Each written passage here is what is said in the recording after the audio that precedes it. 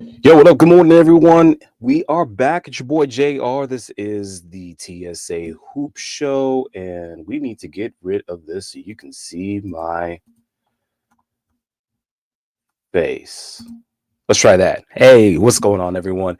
Good morning from now chilly, dry, and crisp San Diego. It's your boy JR. This is the TSA Hoop Show. We are back after a 1 week hiatus, which means we got a lot to catch up on, a lot to catch you up on about things that have been happening. Your boy took a personal trip out to Lost Wages. Got to tell you guys about that.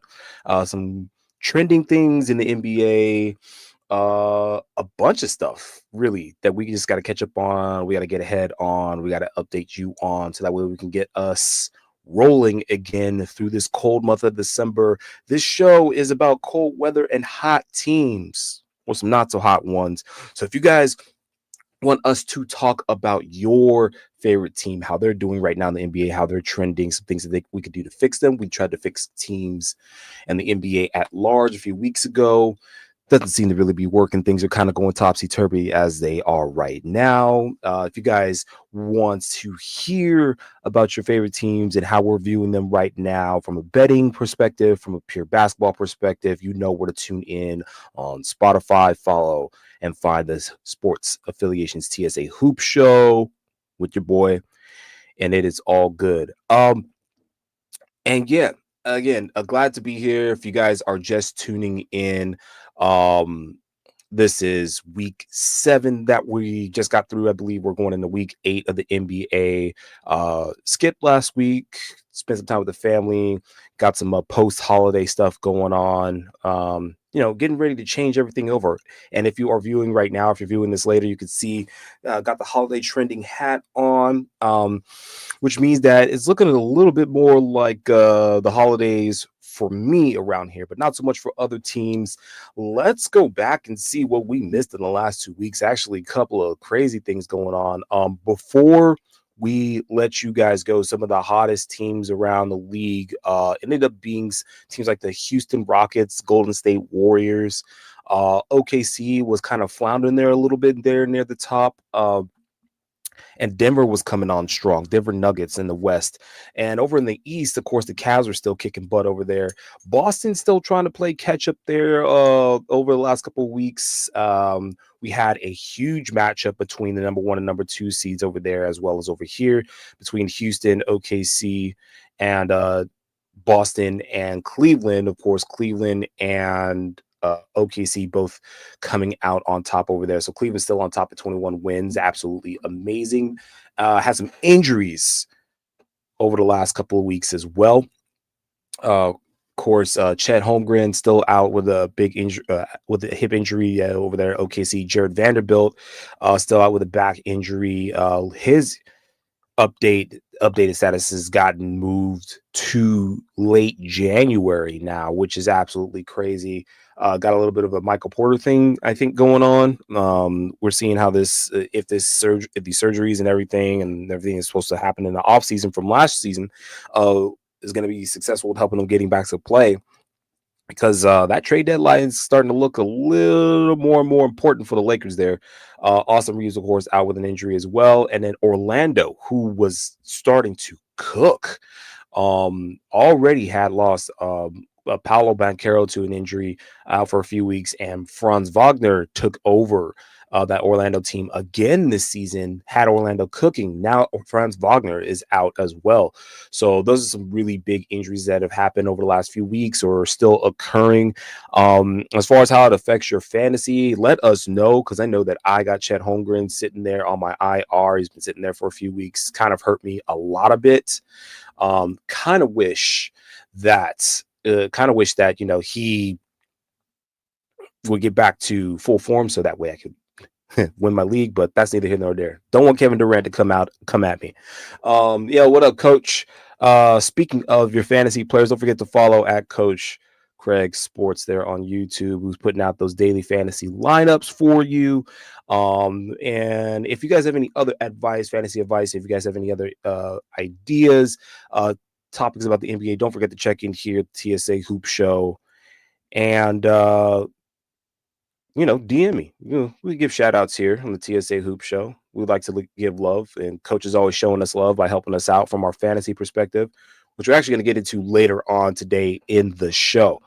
Um, Also, to recap things that have happened as far as basketball is concerned, but not specifically the NBA, the WNBA had its expansion draft. As we know, the Golden State Valkyries is the newest team in the WNBA, and the biggest story of their expansion draft, of course, that comprises of a big pool of available WNBA players that team can choose from to essentially snake from other teams to start building their roster. And then, of course, their draft pick will be coming. They have a draft pick coming up in the upcoming WNBA draft. So what happened with that? The biggest story from that is the Valkyries picked up Kate Martin. And for those of you that haven't really been tuned into anything outside of Caitlin Clark, Angel Reese for the WNBA, or what has happened within the WNBA, Kate Martin was last year's pick for the Las Vegas Aces. And the big story behind that was Kate Martin was essentially at the WNBA draft as an attendee, was not intending to be drafted, and was attending the draft for her former teammate Caitlin Clark over at Indiana and I'm sorry, Iowa. And she ended up getting drafted by the Aces and was a big part of their success there, as the Aces were trying to fight for playoff contention and try to get back to try to three-peat last year. And it's huge. It was trending all over social media. So if you guys search Kate Martin Aces or Kate Martin Valkyries, you'll see the whole backstory and full story there. But yeah, the expansion draft happened, and that is one of two teams coming up. And the other big news for the WNBA, the second team that is going to be added is in Toronto. So shout out to Canada, shout out to Toronto, the Toronto Tempo. The name that kind of leaked out a few days before the WNBA made it official. They do have a new team page and social media page now. So if you guys are looking for new and exciting, please check out those two teams, the Valkyries, who are still working on their team jerseys. They start to look a little bit decent. And the Toronto Tempo, of course, they're going to be having their draft next year. So that recaps hoops at large and how we've been doing and looking. Yeah, coach asked, Martin was a decent defender, right? Yes, Kate Martin was not only a decent defender, she was a very solid backup point guard. Think of her sort of like, I hate to do men women comparison, but it's all hoops here. Kate Martin was a sort of a more defensive Jared McCain for the Sixers. Um, so if that's anything to kind of understand and look at right now, that's essentially what the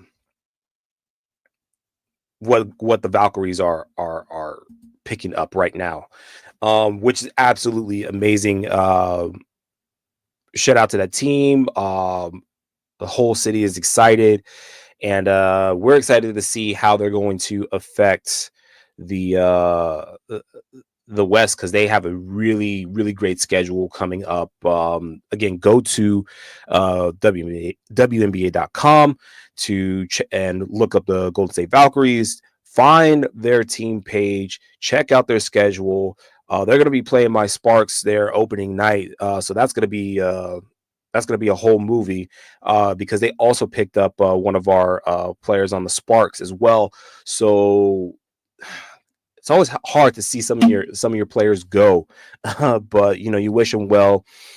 And also for those that have questions about expansion of player availability, they have a great section of where they answer that there.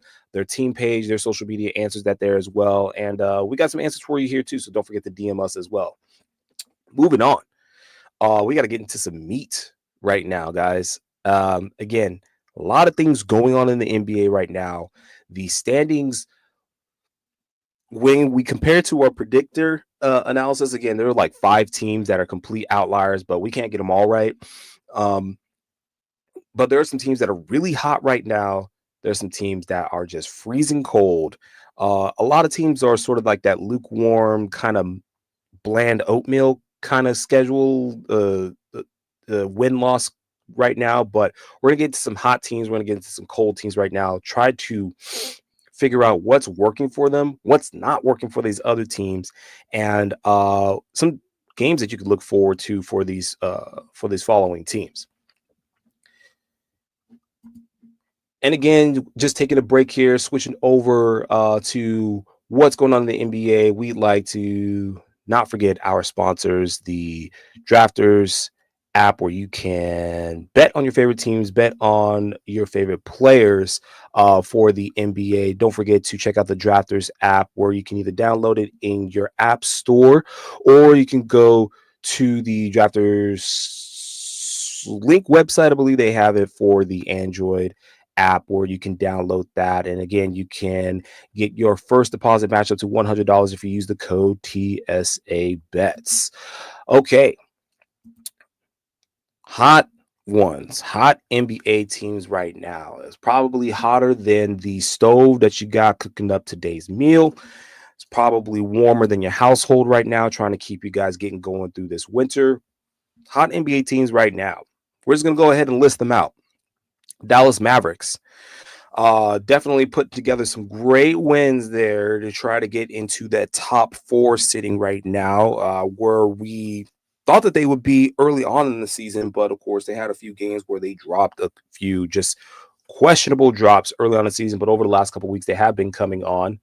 Another hot team, of course, still fighting there at the top. OKC, a team that we thought that would be the West end-to-end number one seed. They were the one seed last year. Daniel is doing what he's got to do to keep his team at the top, despite not having its premier big man in Chet Holmgren that we mentioned earlier, still out with that hip injury.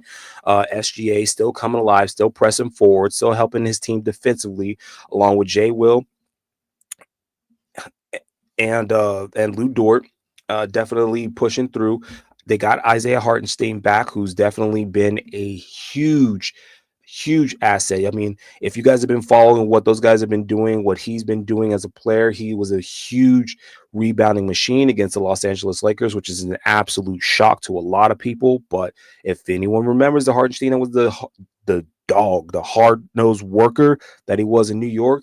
You could definitely see that although he wasn't shooting very well, didn't get a lot of points, got a lot of rebounds. And that's the player that we expected to see over in OKC. Minnesota, who has been sort of floundering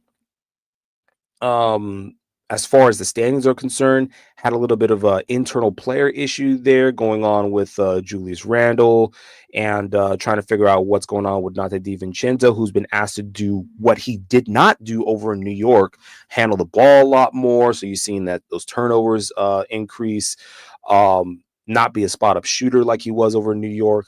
There were just a lot of chemistry issues and pieces that didn't really fit well. They're not flowing well. Now they're coming on well. It seems that they're putting together some good games. Doesn't matter the team that's in front of them. What matters is the fact that they're getting their wins together. Of course, they are on a little bit of a streak right now. 4 wins in a row. So they are now in the plus column, sitting there at the 7th seed. Absolutely amazing. Oh, yes. And the return of Alex Caruso over in OKC. We can't forget that. It's an OKC thing, if you guys don't know exactly why I just started barking there. Yeah, Minnesota definitely coming on strong right now, 4 wins in a row. So we'll continue to watch that team and see how they fare. Again, it was predicted that they would be one of the top 4 teams in the NBA. But again, it's all prediction. You don't know how well these teams will gel together. My personal assumption was that it would open up the lane a lot more, especially with a guy like Julius Randle that likes to drive coast to coast, and would open up things for Anthony Edwards, one of my sleeper MVP picks, by the way. Sleeper MVP picks. Yo, hot take. What up, sir? Good morning to you. Hope work is going well. Hope you're not freezing your behind off right now. Talking about some hot teams right now. Speaking of hot takes, a couple other teams that are hot right now. Still, the Atlanta Hawks, who have been absolutely impressive this year. Again, that acquisition of Dyson Daniels, there are very few people that called that out. I know Coach is going to go ahead and toot his own horn on that one, on Dyson Daniels' acquisition. And again, we're talking about who won, who lost that trade. Still looking like Atlanta won that. The Knicks are hot and Philly is cold. Philly has been staying cold. We're gonna get to Philly in just a second. Knicks are doing pretty well. Should be doing better than I expected, but at least they are not floundering. They're still there in the top four. So shout out to the Knicks. Hot take. I'll give you your team doing a pretty good job right now. Cat has been on an absolute bender. I know that from a fantasy perspective, and we'll get into that in a little bit. So as Jalen Brunson has been on a fantasy bender right now, definitely getting that team back into fruition. Tibbs is definitely shoring up that rotation, trying to get everyone back to 100%. So good job on him. Another hot team right now, Cleveland, still hot. Of course, they had a couple losses in between there, so they now sit at paltry 21-3. Shame on you guys for those 3 losses. Of course, to one of those coming against the last year's NBA champion, Boston Celtics. So, hey, what can you do? I mean, 3 losses is absolutely horrible. It's horrendous. I can't believe these guys had the audacity to think that they could survive in the East with a 2-game lead over last year's champion. I mean, look at how many losses they had. They had 2 against Atlanta. Speaking of hot teams, is absolutely paltry. That's disgusting. How can you call yourself someone that's going to go against the champion when you lose against a hot team like Atlanta, a great team like Atlanta, huh? Shame on the Cleveland Cavaliers for what they're doing right now, absolutely destroying the rest of the NBA. One last team that's actually more on the winning side, a team that I don't know how best to put this. The Indiana Pacers are a very confusing team. They are putting together wins right now, but why they started out so poorly is a whole segment in and of itself. Simply because this team plays like it should be a playoff contender, but the results, for one reason or another, they look decent, and then somewhere in the middle between second and third quarters of just about every single game, they seem to lose their stuff. It's like they have to go to the locker room, get a sip of MJ's Magic stuff, and then maybe they come out looking like a good team in the fourth quarter. Instead of 10-14, ninth in the East right now, they've had a few string of just bad losses against either really like up and coming teams, or just you have to question what teams are they going to be beating. I mean, their last win came against Chicago, at Chicago, so it's a good road win. But you wonder if they can continue that trend, because the number of points that they've been scoring have been back and forth. It's been about mid 115, 118. And I just absolutely do not understand what it is about this team that was an offensively sound team last year, was a defensively sound team this year, has basically the same personnel minus Buddy Hield, and can't put it together. Can't put the defense, can't put the offense together. It's pretty, we're past 25% of the NBA, which means figuring it out is done. Figuring it out is done. So this team is hot right now, but I question if it's going to stay that way. Tyrese Halliburton and Siakam have been inconsistent this year, says Coach, which is one key example of why this team is still questionable, because the guys that we expected to show out are not showing out. Pascal Siakam is one that, upon acquisition, was a very hot player to watch. He essentially took over the offense for Halliburton, allowing Halliburton to be more of a distributor. Maybe that same mindset has been feeding into Halliburton's ability to perform offensively overall.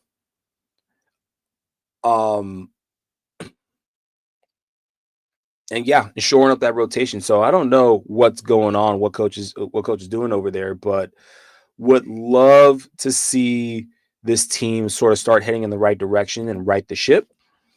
Um, but we'll end up talking about them more as the season goes on.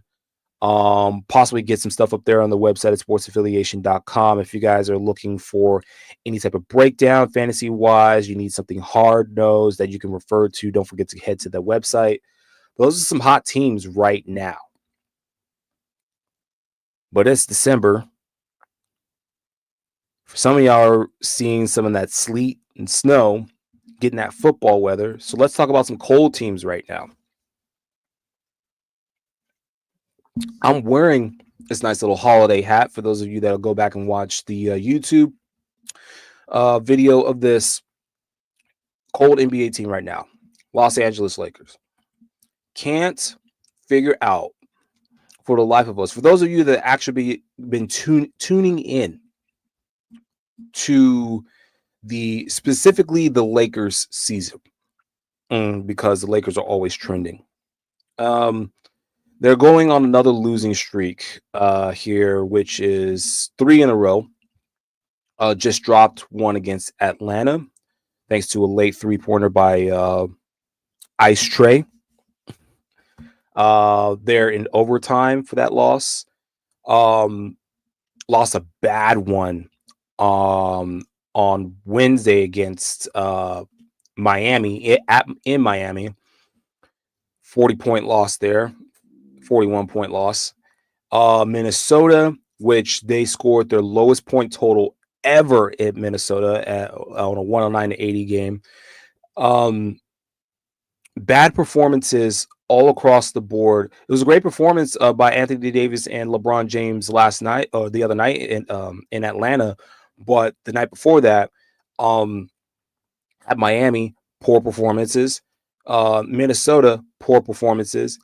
And I think what's happening is you're starting to see the effect of two things: injuries and trying to fit in players in the rotation. It's just not working out right now for JJ Redick. And I mean, the trending topic right now on social media is that LeBron James is getting older. You're seeing Father Time catch up to him. I don't think that's absolutely true. I think what more you're seeing the poor execution of individual players in stretches, and this is something that's happened over the last 3 seasons. So for myself personally, the little things are nothing new. How you can coach players out of that is going to be the bigger thing, because we've seen a lot of spot up threes from players like D'Angelo Russell and LeBron James in moments where the spot up three, it wasn't the best thing to take. And that's not just late in games, it's early on in games that's mess up the offensive flow. There were a couple of games, especially where Anthony Davis wasn't getting enough touches. I mean, there was a whole talk about him becoming MVP this season and JJ Redick's push to try to get him there. Well, in order to do that, you have to have them first focus in the offense. And when you see against a team like OKC, where he doesn't get as many touches as he should, the offensive result, of course, is sub 100 points, 100 points, sub 100 points. And that, I think, is the biggest thing there, is trying to make sure that the offense continues to be focused on one point of attack.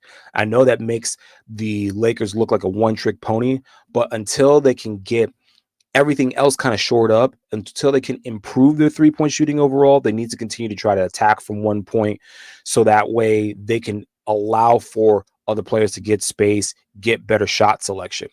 Of course, the other day, Lakers were also without Dalton Connect with an illness, so things like that tend to happen, but you got to get back on the wagon. Yeah, like Coach said, lack of depth, and Connect went cold this week. Yes, he went absolutely cold after going on a barn burner, was in the conversation for MVP. I'm sorry, not MVP, for Rookie of the Year conversation. Still in the conversation, but got to get back on that wagon, got to get back in the win column. So Lakers on a 3-game losing streak right now. Another team that is absolutely that's starting to get cold right now, the Denver Nuggets, who have beaten up on some teams, of course, my Lakers as well, but have found themselves now in the L column over the last couple of days. Lost against, interestingly enough, lost against a very, very hot Jordan Poole, who seems to only come alive when there's no one else around. So basically, when you have no one around Jordan Poole, or you have a bunch of like one-timers around Jordan Poole, and Jordan Poole is the offense seems to click. And Jordan Poole seems to look like the best fantasy player ever. But when you put decent talent around Jordan Poole, he seems to get nerfed, and it's almost like his hands get jealous of the talent around him, and they want to go elsewhere, and they want to leave Jordan Poole's body. But Poole, yes, Justin Champagna did have a hell of a game, absolutely. But you still have to wonder, how did the Washington Wizards actually beat a 50-point triple-double from Nikola Jokic? I guess that's an any given night type of thing, which happens here in the NBA. I told you things have been kind of weird the last 2 weeks, and that was not even the highlight of weird games over the last couple of weeks. Again, that 41-point loss by the Lakers to the Heat was absolutely crazy. Of course, Tyler Hero went crazy that game, but last night the trend was, oh, Jokic is hot. And then the question was, wait a minute, why did the Nuggets lose at the end of that game? 2-game losing streak, but they beat some big teams. Nuggets beat Golden State over the last couple of weeks. They had a close loss against the Clippers, and then dropped a huge one at home. Again, this team is losing some of these games at home, which is actually kind of weird because they were one of the best home teams over the last couple of seasons. Lost a big one against New York. Absolutely went crazy over the last couple of weeks, right there during the Thanksgiving holiday. So, of course, injuries we know are definitely affecting this team. Depth is affecting this team a lot.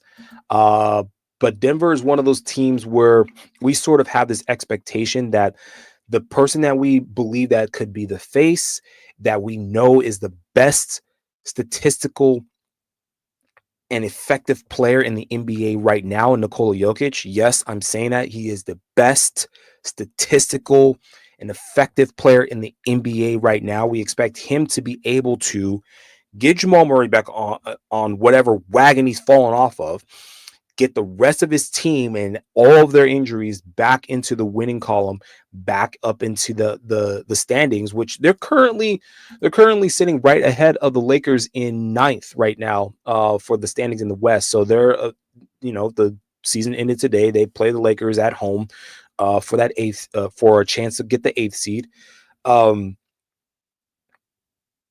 So we know that they're capable. It's just a question of how this team puts it together going through up until the free agent the trade deadline, because that's what we're sort of looking at now, is how they're going to end up there. We'll see what happens with these guys, because again, what the trending topic is that this team is effectively wasting Nikola Jokic's best statistical year in some seasons. Hopefully that is not really the case, because there was a point where they went on a little win streak there just early last month to put 5 games together. Absolutely great. The losses haven't been horrible. They've been sort of okay. We kind of get it. But this team is also doing a hell of a job. Yes, they need Bruce Brown back. I agree with you, coach. They need all the personnel back. They need everyone healthy, so that way they can move at the speed that they do, because it seems like they're just a tick slower, and they're forcing guys out of their comfort spots. But you guys are professionals, so you should be able to do that anyway. To be able to score in places where they're not used to normally scoring. And they're doing a hell of a job utilizing Russell Westbrook, by the way. Despite what you all are going to say about him, he has great games, has his bad games, but he's doing a lot better, I believe, for this team. And I think he could do a lot more for the Nuggets than he could have for his previous 3 teams. Again, that is the Lakers, the Clippers, and and Washington. Okay, I think they could do much better with him right now, because having just an athletic guard in general, having someone being able to sprint the floor in general, it's so disruptive, is absolutely insane. I mean, Drew Holiday. I just want to just point this out. Drew Holiday was one of those. It was one of those guards that you didn't know if he was going to be the ball handler kind of person or the shooter, offensive kind of person like D'Angelo Russell. But his speed alone was what helped set up defenses, what helped set up offenses early on. And I think speed can kill opposing teams. And I believe that Russell Westbrook still has enough speed and power at the guard position to be able to disrupt and help create for Denver. So we'll see how that goes. Another cold team right now.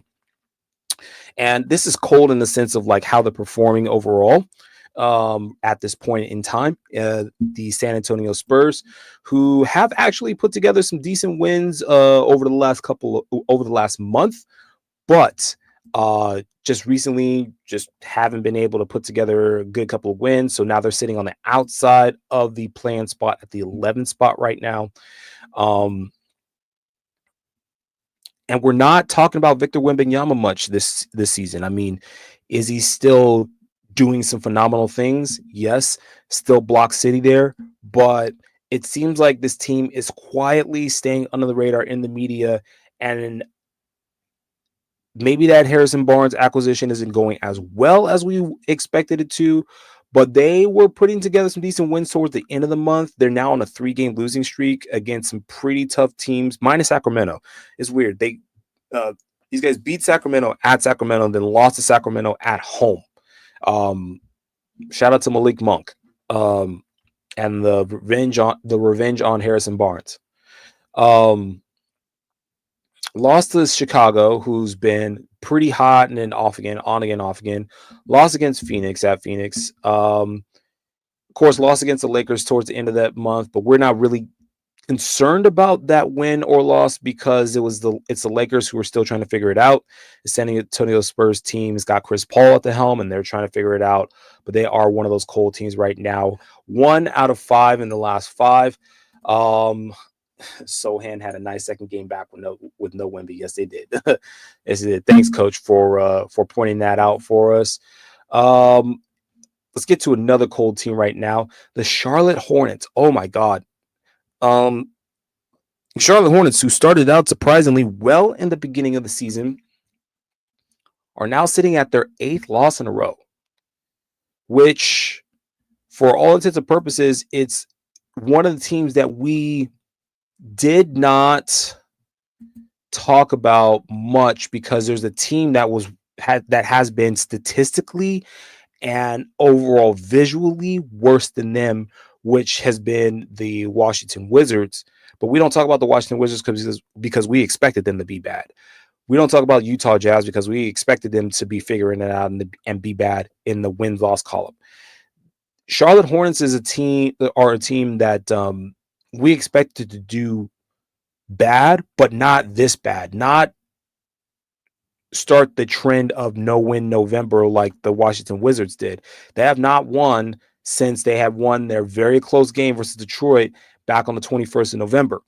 And let's rattle off some teams here because they've actually gone through a gauntlet of some really. Their 8 losses have actually been 6 out of 8 of them have been against some really good teams. But let's talk about them real quick. Okay, so lost by 6 to Milwaukee. Of course, Milwaukee is starting to try is in that trend of doing well, and we got to talk about the NBA Cup here coming up. So we'll talk about that in a second. Loss against Milwaukee. Lost a low-scoring game against Orlando, who's defensively solid, and of course that was at the time where Franz Wagner was still good and on a great trend. They lost against Miami. Close loss. Lost against New York in a 1-point loss. Lost against Atlanta, who of course we know has been hot lately. Lost against Philadelphia, and we don't know what type of team that team is churning out, but we do know that Jerry McCain is making a a self-made campaign for Rookie of the Year. They lost against New York, who's heating up right now, and they lost against the best team in the NBA overall, Cleveland. So out of those 8 games, yes, and injuries are killing the Hornets. I want everyone. I still can't believe the Bucks let Middleton play 23 minutes. Okay, so if you guys aren't checking out, if you guys aren't here on the live show, we got our comment section going up here for both YouTube and my personal one. And you can follow me at 4F Apollo on X, of course, if you guys are following us on that social media platform. Yo, what up, Iggy? We were just talking crap and giving praises to your team all at the same time in the Denver Nuggets, man.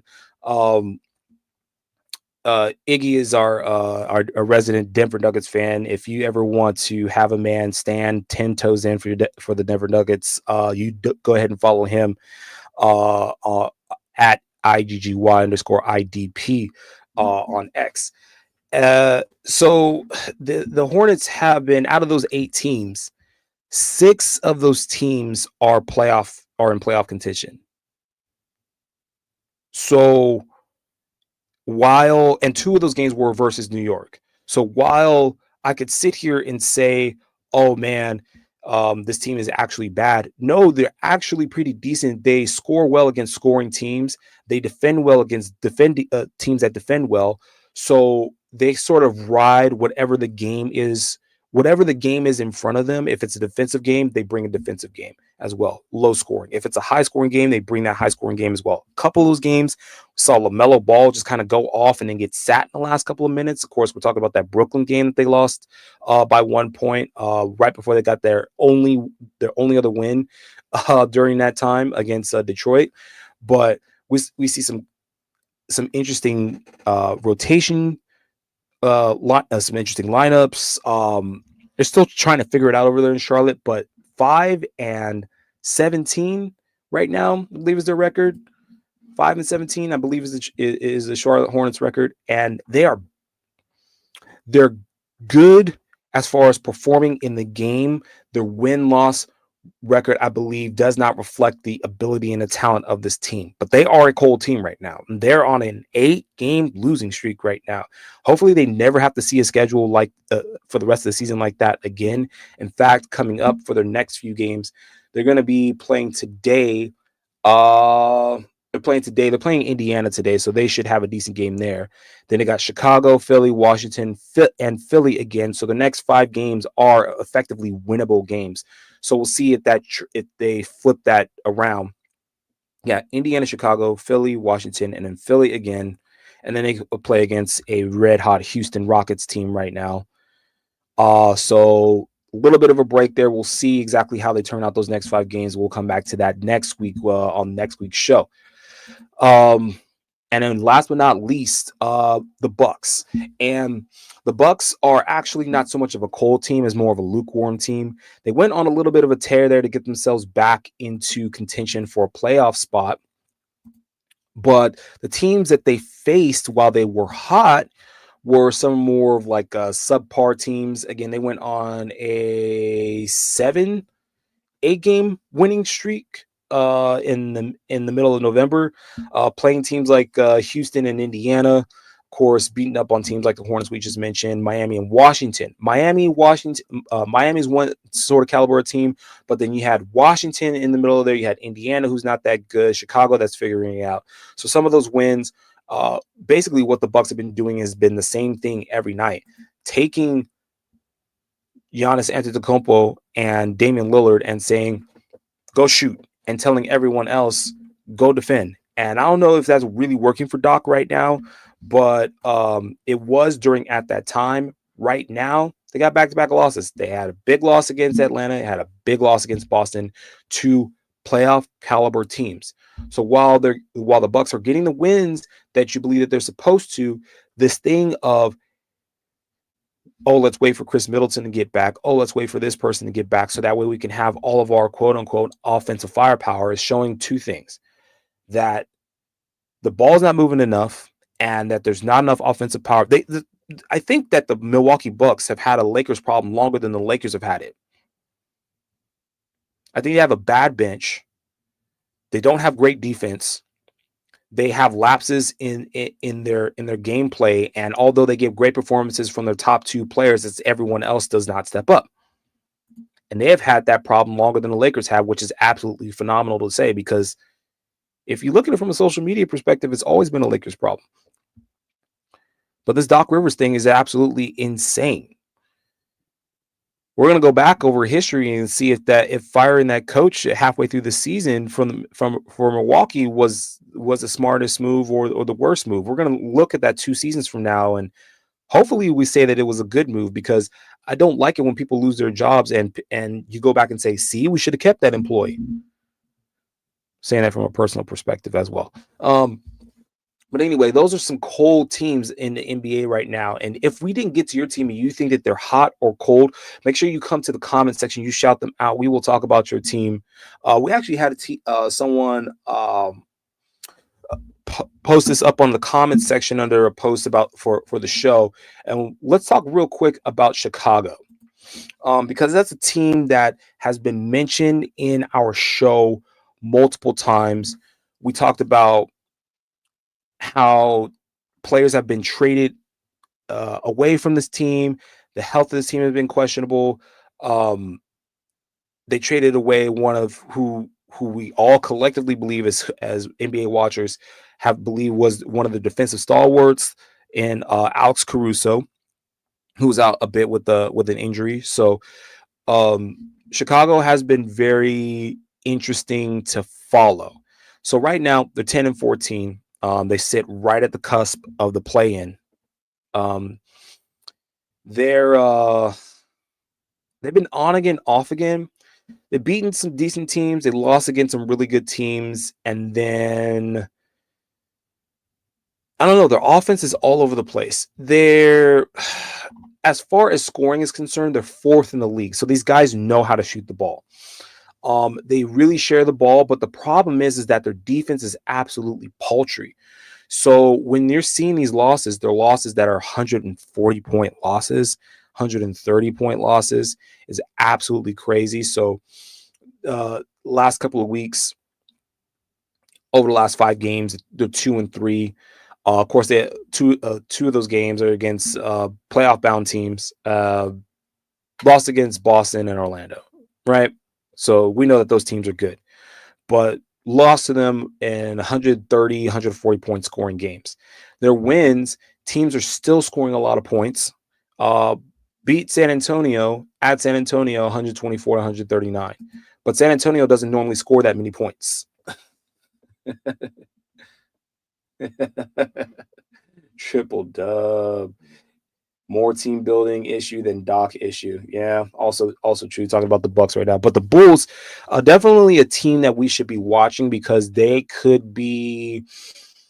I mean, they've been on the play-in, no matter what the personnel is. They've been on again, off again throughout the season. It'll be interesting to see how they fare throughout the next 10 games. Bulls been playing at one of the fastest paces this year. Absolutely. Again, thank you, Coach, for that.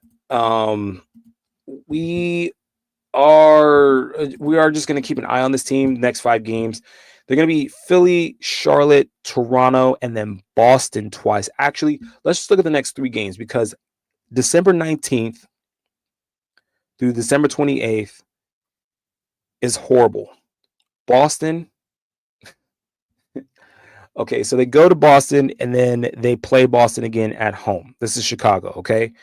Then they're at home against Milwaukee right before Christmas. Right after, the day after, on Boxing Day, they get Atlanta, and then they get Milwaukee back at home again on the 28th. And that little 5-game stint right there is actually going to be a little bit more horrible than what they've been through. They got a few games coming up to right the ship again: Philly, Charlotte, and then Toronto, to try to see if they can get going again through week 7, 8, and 9. They only have 1 game in week 8. That's actually kind of interesting. So moving on. Money. Before I get to that, guys, I went on a Vegas trip and it was absolutely Amazing. It was an overnight trip, celebrated with a buddy of mine. Shout out to Don up in the Bay Area. Happy belated birthday again, sir. Uh, Spent a lot of money, sort of. Made a lot of money. Kind of came out even. Felt good going in and coming out of that. And some of the things that we had bet on during this entire like last 10 games, we saw the trend of LeBron James and his inability to shoot the three. So why did I go up there and bet LeBron first basket and hit on that Lakers at Miami game? Hit LeBron first basket. So it was a really good feeling of being able to sit there at the bar and watch that happen. And we're gonna get into more betting stuff in a second and some stuff that we laid down. But for those like Iggy, who says that he's never been to Vegas, imagine being deeply immersed now in a lot of technology, because Vegas used to be very analog, pay cash for a lot of stuff. Um, that's funny. First gold basket, gold and purple. I like that, man. We're gonna save that one. That's good. That's a good comment right there. If you when you get to Vegas, say 10, 15 years ago, a lot of stuff was just cash on hand. Not a lot of stuff being dealt with as far as apps, cards, to pay for much. Not a lot of things automated. Keyless entry. Yes, and the food is always fire. And getting to and from places, you had to walk a lot outside, so you had to face a lot of the elements in order to get from casino to casino. Let me tell you guys, with all the construction that's been going on, with all the changes of the hotel names, the changes of how they're allowing and expanding sports betting, 2 nights, maybe one night is all you really need. Because, and I say it like this, before you have to go to a guy at one of the casino sports book, you fill out your sports sheet and then you hand it to the guy. You'd say how much you're putting on each thing, which means you had to be a little bit more immersed. I'm not saying that you guys aren't nowadays on X and social media, but you have to be a little bit more immersed in walk outside or use the tram. Coach knows what's up. You have to be a little bit more immersed in what you were betting on, because then you hand in this paper and then you have the sweats going up because you didn't know if you knew what you were doing or not. You understood what plus and minus meant, but you weren't sure if you really wanted to take a parlay or not. If you were like me when I first started betting, you just start marking a bunch of stuff on the sheets. You're just betting on your favorite players and then turning it in. But now a lot of places you really utilize, and Caesars has expanded its betting up and down the strip. So you could go to kiosks. You could take your money just like you're walking up to a video slot machine. You stick your money in, pick a couple of things, and you get printed tickets. You don't have to talk to anyone. You can walk around with an app if you wanted to. And the tickets, the best thing about the tickets are you get to take your phone. There's a QR code on these tickets. And on the ticket, I wish I had it with me right now, to be able to check and see if your ticket hit or not. So you could be completely crashing out at a bar somewhere. You had your ticket sitting at home and you have the picture of it and you're like, oh man, did this hit or not? You just go scan the code and I'll tell you it either hit or it didn't. And that way you know immediately. And all you do is you don't even have to turn it into a cashier. You can turn it into the kiosk and it'll give you your money right there. A completely personless transaction now. Absolutely amazing for those that just like to sit inside or want to go to Vegas for this one explicit thing. And it kind of made the betting, it makes betting a lot faster. Do I think it makes you a little bit less responsible for the way that you bet? Possibly, but I think that if you're the type where all you want to do is concentrate on the bet itself and you don't want to worry about the person-to-person interaction, and if nerves get the best of you as far as if you're going to bet or not, right now is a great time to go to Vegas and do that and experience that for yourself. Again, you can touch down. The second you touch down, ATMs everywhere. You can get cash anywhere. If you drink, great. If you don't, is absolutely okay because Vegas has a place for everyone out there. I sound like I'm plugging Vegas right now.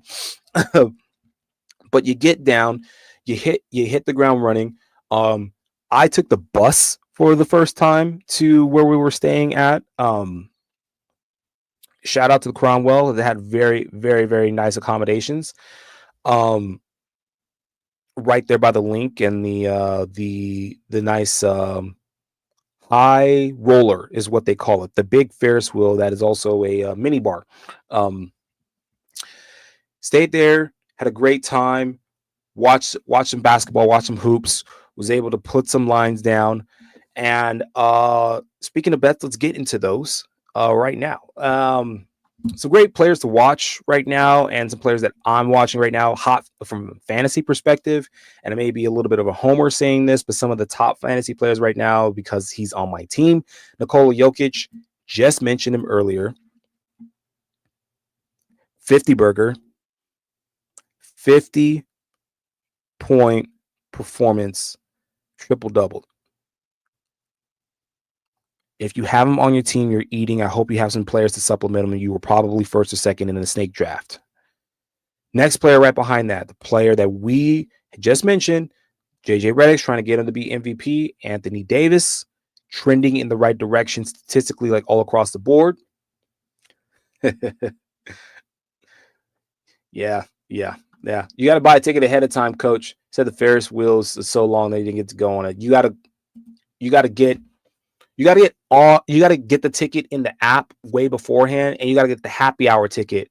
So that way you can go at a time where, let me tell you guys right now, Vegas in winter is nice, especially in the middle of the week, because there's nothing but convention people. So everyone else is going to or coming from somewhere. Lines nowhere. You don't have to wait for anything. Okay.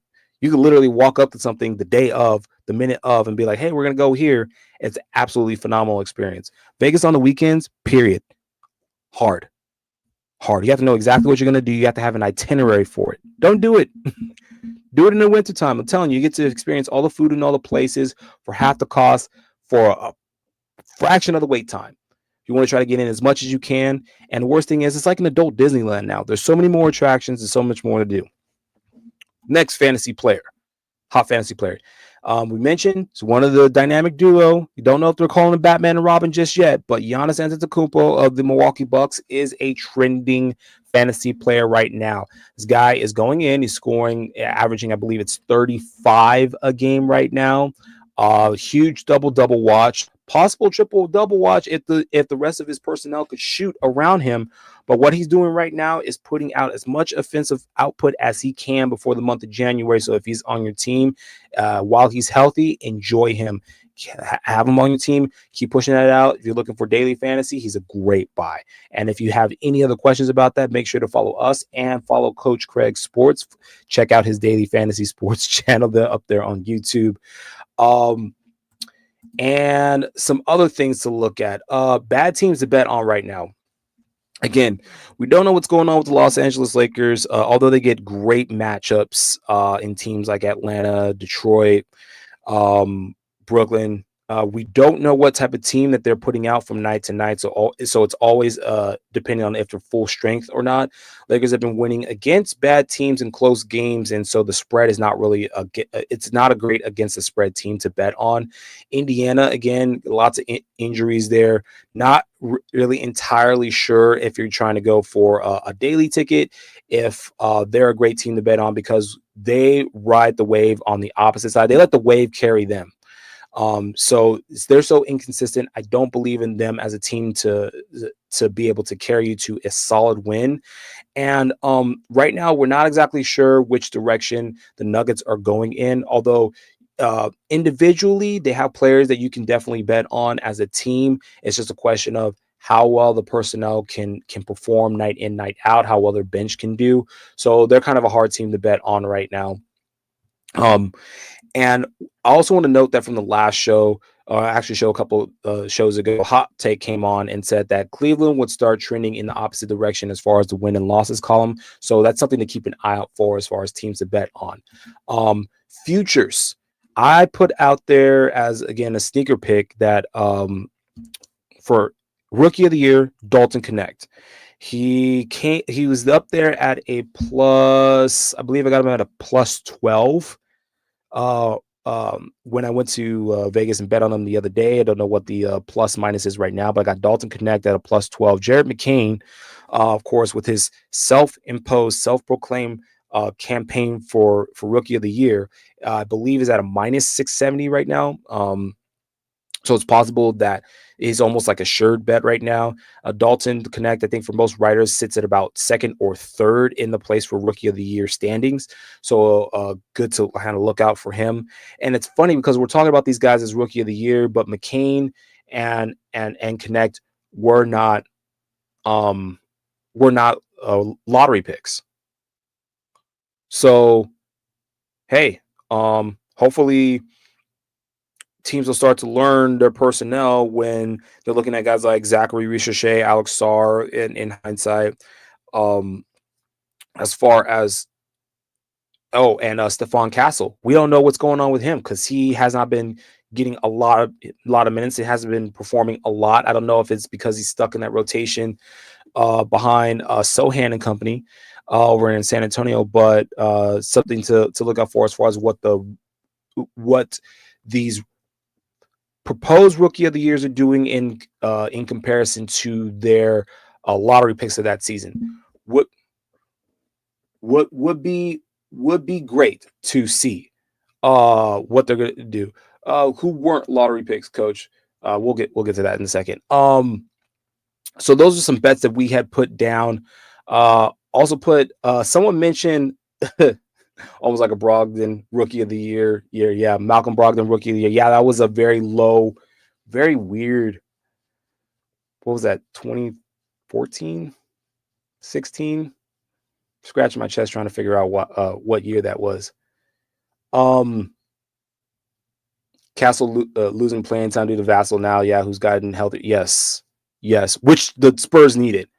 Again, we're not expecting Stephon Castle to be absolutely amazing, but I thought that being a great, he's a great pickup for San Antonio. I thought that he would just be statistically playing better, but you got to have minutes, you got to have playing time in order to show off what you got. Someone asked about betting on the Knicks for WNBA champions, and they were at a plus 18. Plus 1,800 at the time that we were at the kiosk. I didn't bet on them because Cleveland's still crazy. Boston's still insane. And unless those two go head to head against each other and you get one to knock the other out, I don't think that that's a really good outlook on the Knicks trying to be NBA champions. One of the things that has helped a few teams get to the promised land in the last couple of years was one team knocking out the other. I would have loved to bet on the Knicks, but I didn't. And then we'll be posting up some of the other plays that I put out there in Vegas as far as futures bets are concerned. But some other things to look at here. Again, the NBA Cup is coming up. We got the NBA Cup games, the quarterfinal games coming up this week. So that's something big that we want you guys to keep a lookout for. Making some predictions this week. We got Dallas at OKC. It's the 1 and 4 seed on Tuesday, as well as Orlando at Milwaukee. Yes, Milwaukee, the on again, off again, possibly play-in team. Milwaukee Bucks are the number 1 seed in the East right now, in the East block for the NBA Cup.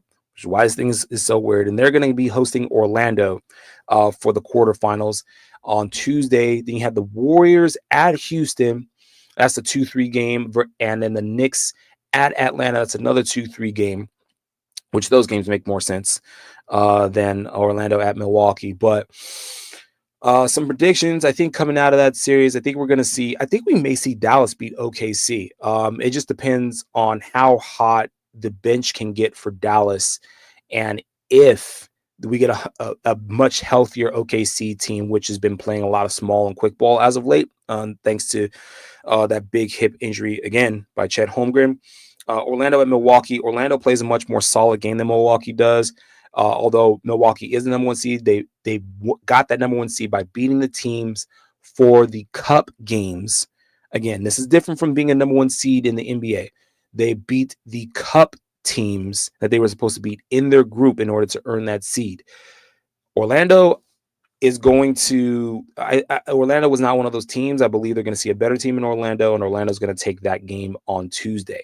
Warriors at Houston, both teams trending right now. Warriors trending in the opposite direction, losing a couple games, dropping a couple games. Rotation is kind of weird, but if we see the Warriors team that was sitting in the 2 seed for a good amount of time in the last during the last month versus this Houston team that has come on hot as of late, it's going to be a barn burner.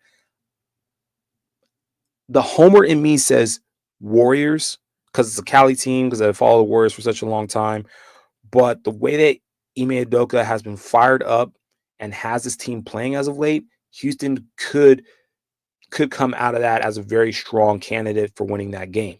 Knicks at Atlanta, it just depends on health. Everyone's healthy. Knicks come out on top on that. I believe they have a little bit more firepower than Atlanta does. Although, again, shout out to Trey, Dice. Guys are doing well, but I believe the Knicks have a little bit more firepower in order to take that. So that would be my predictions for the quarter final games. Again, that is Dallas. I'm taking Dallas, Orlando, Warriors, and Knicks. Those are all the visiting teams. Okay, I'm taking all the underdogs for this one. Brogdon 2016, 2017. Yes. All right. Thank you for that one, Coach. And that about wraps it up here. If you guys have any other questions, you guys have any other comments that you want to throw, don't forget to throw up in the comment section below. If you're following us on X, formerly known as Twitter, don't forget to follow at the Sports Affiliation. It's got the nice TSA logo on there. It's designed by at JC Money Design. Follow the rest of us, the rest of the crew, myself at 4F Apollo. That's at number 4, big capital letter F, Apollo with a capital letter APOLLO on X. Appreciate you guys tuning in today. Solo dolo, but it's cold, so you know so. Here's how we do so. We are out of here. We will see you guys next week. Same bat time, same bat channel. Love you all. Peace.